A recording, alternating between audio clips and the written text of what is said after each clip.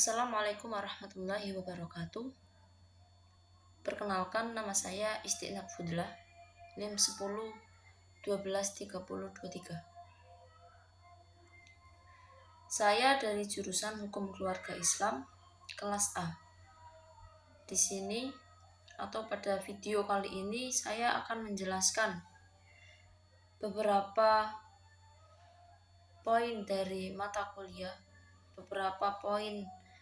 mata kuliah, metodologi studi Islam, di mana saya akan menjelaskan 3 poin, yaitu yang pertama ada prinsip dasar epistemologi Islam, yang kedua itu ada Islam sebagai pengetahuan ilmiah dan produk budaya, yang ketiga model penelitian hukum Islam.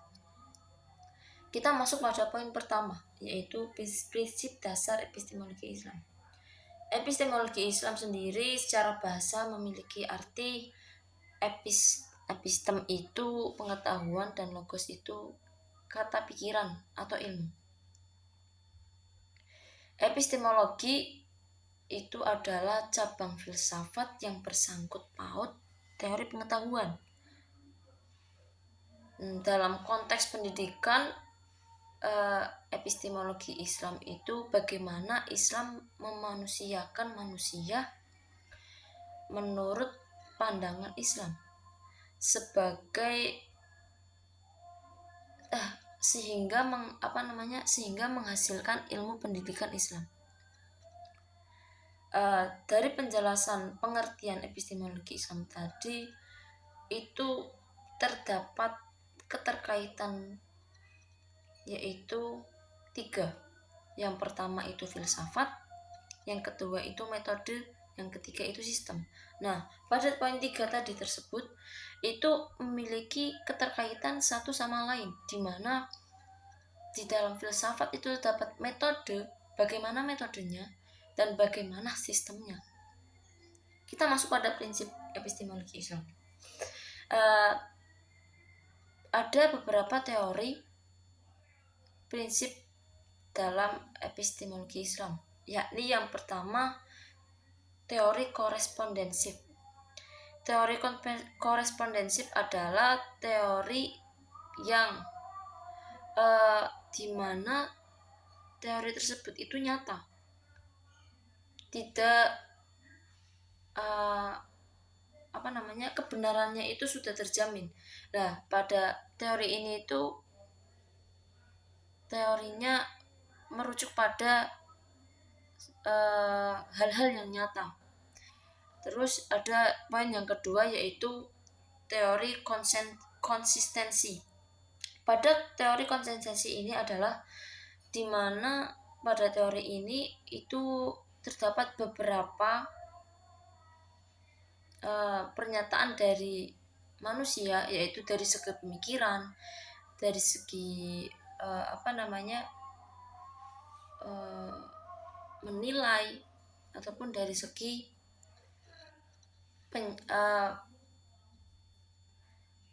pempraktekannya. Itu dinamakan teori konsistensi. Yang ketiga itu ada teori pragmatisme. Ya, pada teori pragmatisme ini terdapat biasanya teori filsafat, di mana pada teori ini itu kita menjalankannya atau mempraktekannya dengan hal-hal yang nyata yang sudah dikaji pada ilmu filsafat. Itu dari penjelasan tersebut itu dinamakan sebuah prinsip dasar epistemologi Islam. Terus kita masuk pada poin kedua, yaitu Islam sebagai pengetahuan ilmiah dan produk budaya. Tentunya pada poin tersebut itu sudah pasti, karena memang Islam itu menjadi patokan seluruh dunia sebagai pengetahuan ilmiah. Semua pengetahuan ilmiah yang sudah terpapar dalam buku, yang sudah dijelaskan oleh para ilmuwan, itu semua merujuk pada yang nyata terjadi pada hukum Islam dari ilmiah saja. Bahkan banyak orang-orang ilmiah non-muslim di sana yang mengaku bahwa ilmu-ilmunya itu mereka yang mendapatkannya, mereka sendiri yang meneliti, sampai mengeklaim beberapa ilmu itu mereka yang menemukannya. Padahal kalau kita mengkajinya secara dalam, ilmu-ilmu ilmiah itu semuanya terdapat pada Al-Quran, sudah dijelaskan secara teliti. Tinggal bagaimana cara menafsirkannya yang memiliki cara yang berbeda-beda. Jadi Islam itu memang agama yang aturannya itu sudah dijadikan sebagai pengetahuan ilmiah, bahkan sudah mendunia.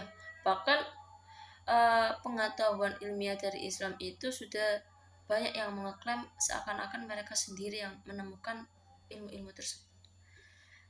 Sekarang dari segi budayanya, Islam sebagai pengetahuan produk budaya. Dari negara kita aja, para wali songo itu mendakwakan agama Islam itu dengan sebuah budaya yang terdapat pada daerah tersebut, seperti di Kudus, di Jawa Tengah, dan lain sebagainya.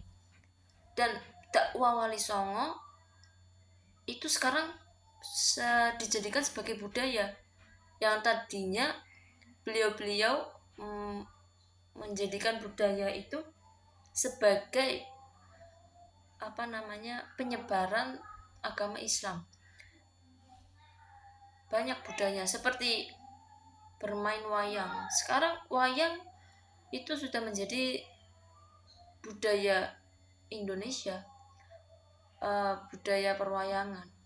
Ada lagi pada budaya-budaya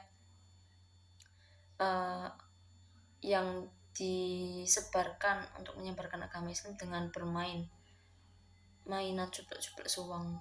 Itu banyak, sehingga Islam itu dijadikan sebagai pengetahuan ilmiah dan produk budaya, karena memang pengetahuan ilmiah dan budaya itu semua merujuk pada hukum-hukum ataupun prinsip-prinsip dalam Islam. Jadi tidak bisa dikatakan secara resmi bahwasanya budaya dan pengetahuan ilmiah itu jauh tidak memiliki keterkaitannya dengan Islam. Itu tidak.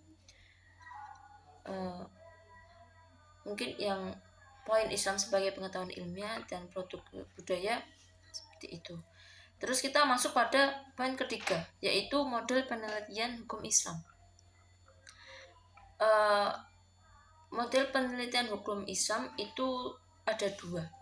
Yang pertama itu model penelitian ranah sumber, yang kedua itu model penelitian ranah doktrin. Kita bahas pada poin pertama, model penelitian ranah sumber. Pada model penelitian ranah sumber itu tentu saja bersumber pada Al-Quran dan Sunnah Rasulullah SAW. Pada model penelitiannya kita meneliti pada Al-Quran bagaimana hukum-hukum yang bisa kita terapkan pada kehidupan, yang bisa kita terapkan bagi umat Islam. Pada Al-Quran itu ada beberapa, bahkan banyak sekali. Apabila kita melakukan ini, itu hukumnya seperti apa. Apabila kita tidak melakukan ini, itu hukumnya seperti apa. Itu ranah sumber, dimana pada Al-Quran itu kita bisa mengkajinya secara lebih dalam, yaitu dari beberapa penafsiran ulama yang menjelaskan secara detail hukum-hukum yang terjadi sesungguhnya. Terus ada pada sunnah ataupun yang diterapkan oleh Rasulullah, yaitu hadis-hadis. Banyak hadis-hadis yang tersampaikan dari sanad yang memiliki sanad sedemikian rupa yang tersampaikan sampai pada akhir sanad, yaitu Imam Bukhari, sampai kita mendengarnya itu banyak. Hukum-hukumnya itu sudah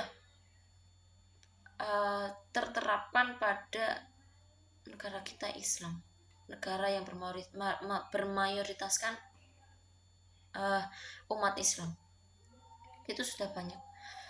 Terus model penelitian ranah doktrin atau pemikiran. Pada ranah doktrin juga tidak jauh dari ranah sumber, karena pada ranah doktrin itu mereka memikir, atau doktrin kan memiliki arti pemikiran.